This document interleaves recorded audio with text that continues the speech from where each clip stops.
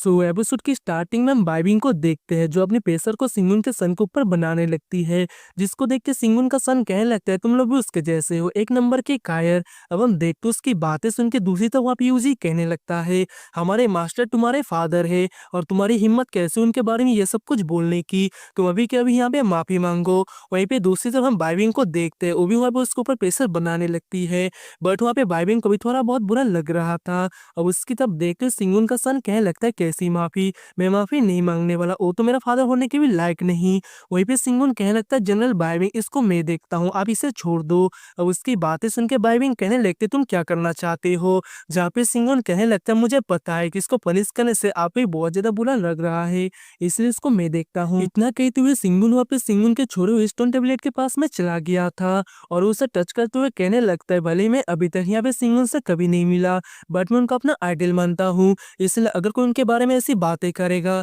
तो उसे सबक सिखाना तो पड़ेगा। उसकी बातें सुन के दूसरी तरफ वहाँ पे सिंगुन का सन कहने लगता है क्या आइडल तुम यहाँ पे इतने वर्दी नहीं हो कि तुम मुझे यहाँ पे टीच कर सको या कुछ मुझे सिखा सको, और तुम यहाँ पे 7 जनरल को मुझे मारने के लिए लेकर आए। इतना ही नहीं, मेरी पोजीशन को भी यहाँ पे पूरी तरीके से खारिज कर दिया, मतलब कि मुझे मेरी पोजीशन से हटा दिया, और तुम यहाँ पे खुद को क्या सोचते हो। अब उसकी बातें सुनकर वहाँ पे सिंगुन कहने लगता है ऐसा लग रहा है कि अब यहाँ पे सिंगुन के सन को अच्छा लेसन सिखाने का वक्त आ गया है। अब उसकी बातें सुन के दूसरी तरफ वहाँ पे सिंगुन का सन गुस्से में उसको अटैक कर देता है, बट वहाँ पे सिंगुन उसके अटैक से बचते उसके पत्थरों को ब्लॉक करते उसके ऊपर ही अटैक कर देता है, जिसकी वजह से हम देखते को नीचे गिर गया था। और वो जैसे ऊपर आता है तभी सिंगुन उसके आगे आते उसे चाटा मारते हुए कहने लगता है ये यहाँ पे फ्रंट लाइन के लिए था, क्योंकि तुम्हारी सेल्फिशनेस की वजह से उन लोगों ने फ्रंट लाइन में अपनी जान को खो दिया। इस वजह से हम देखते हैं कि एम्परर वहाँ पे सिंगुन को अटैक करने के लिए बढ़ता है, बट उसके अटैक को वहाँ पे सिंगुन बहुत ही आसानी से रोकते हुए उसके ऊपर एक लात मारते हुए उसे नीचे गिरा देता है। और वो कहने लगता है ये यहाँ पे रिफ्यूजीज के लिए था,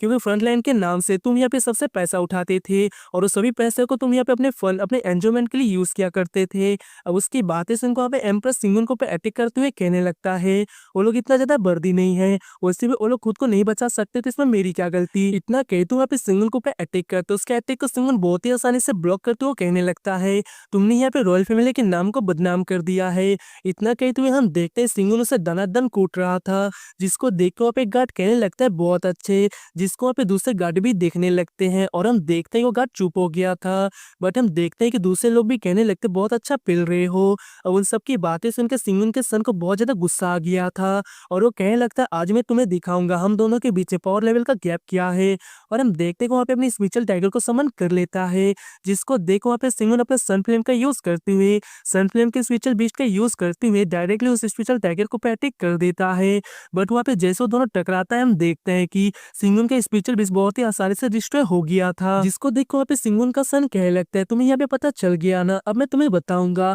आखिरकार यहाँ पे हारना कैसा होता है। इतना कहते हुए हम देखते वहाँ पे अपने स्पिरिचुअल बीस्ट को एक स्वॉर्ड में पूरी तरीके से कन्वर्ट करके सिंगुन को पे अटैक करने के रेडी हो गया था, जिसको देख के सिंगुन में ऊपर की तरफ जाने लगता है। बट हम देखते हैं कि वहाँ पे कुछ चेना के सिंगुन को पकड़ के नीचे गिरा देता है और हम देखते हैं कि अटैक डायरेक्टली सिंगुन को लग रहे थे, जिसकी वजह से वहाँ पे चारों तरफ धूल उड़ रहे थे और धूल होने की वजह से कुछ भी दिखाई नहीं दे रहा था, जो देख के भाई बहन इन सभी लोग बहुत ज्यादा घबरा रहे थे। बट वहाँ पर लोग देखते हैं कि सिंगुन को कुछ भी नहीं हुआ था, वो अपने निर्वाणा फिनिक्स से यूज करते उसके अटैक को पूरी तरीके से डिस्ट्रॉय कर देता है, जिसको देख के यो कहने लगते ये तो यहाँ पे हमारे मास्टर का जैसे ही निर्वाणा फ्लेम है कि यहाँ पे हमारे मास्टर वापस आ चुके हैं। वो लोग वहाँ पे खुश हो ही रहे थे, दूसरी तरफ स्पिरिचुअल बेस डायरेक्टली जाके सिंगुन के सन को इंजर्ड करते उसे नीचे गिरा देता है, जिसको देख के दूसरी तरफ यो कहने लगते यूजी ये तो हमारे मास्टर है। अब उसकी बातें सुन के यूजी कहने लगते हमारे मास्टर नहीं है, भले ही हमारे मास्टर से ल्यून के बहुत ज्यादा चीजें सिमिलर और कॉमन है, बट हमारे बॉस और यहाँ पे ल्यून में बहुत ज्यादा फर्क है। अब हम देखते दूसरी तरफ वहाँ पे सिंगुन का सन कहने लगते ये इम्पॉसिबल है,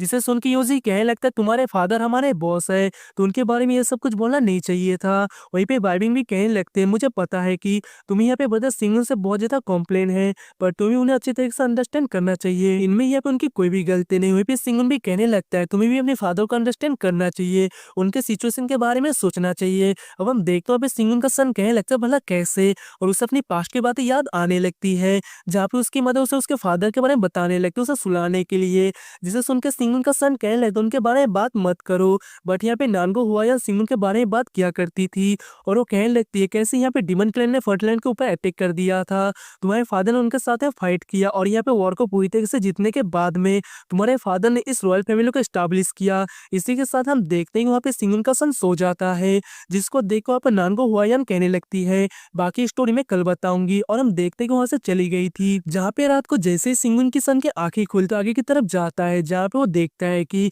उसकी मदर बहुत ज्यादा सैड होती है और रोज रात को सिंगुन के फोटो के सामने जाती है और वो कहती है कि हमारा सन बहुत ही ज्यादा ओबिडेंट है और बहुत ही ज्यादा प्यारा, होप करती है कि तुम बहुत ही जल्दी मिलने आओगे। अब ये सब कुछ देख वहाँ पे सिंगुन के सन को बहुत ज्यादा बुरा लगता था और वहां से बाहर चला जाता है। ऐसे ही एक दिन वो जैसे ही बाहर जाता है तभी वहाँ पे डोंगफेंग उससे मिल जाता है, जहाँ पे डोंगफेंग कहने लगता है तुम अपने मदर के पास में क्यों नहीं जाते। तभी वहाँ पे सिंगुन का सन कहने लगता है मुझे पता है कि मेरी बात नहीं सुनेगी, वो बस यहाँ पे फादर को ही देखती रहती है। अब वहाँ पे सिंगुन के सन की तरफ देखते हुए डोंगफेंग कहने लगता है तुम्हें यहाँ पे तुम्हारे फादर के सच के बारे में पता चलना चाहिए। अब हम देखते हैं कि वहाँ पे सिंगुन का सन कहने लगता है कैसा सच। तभी वहाँ पर डोंगफेंग कहने लगता है क्या तुमने कभी ये सोचा है कि तुम्हारे फादर तुमसे मिलने क्यों नहीं आते। तो मैं तुम्हें बता दूं तुम्हारे फादर के सबसे ज्यादा फेवरेट पर्सन यहाँ पे ल्यूसियान है, जिसको कि वो बहुत ज्यादा प्यार करते हैं। अब उसकी बातें सुनकर वहाँ पे सिंगुन का सन डोंगफेंग को धक्का देते हुए कहने लगता है ग्रैंडपा आप झूठ बोल रहे हो, मेरे फादर एक हीरो है और वो डिमन क्लैन के साथ फाइट कर रहे हैं, इसलिए उनके पास में टाइम नहीं हुआ वापस आने के लिए।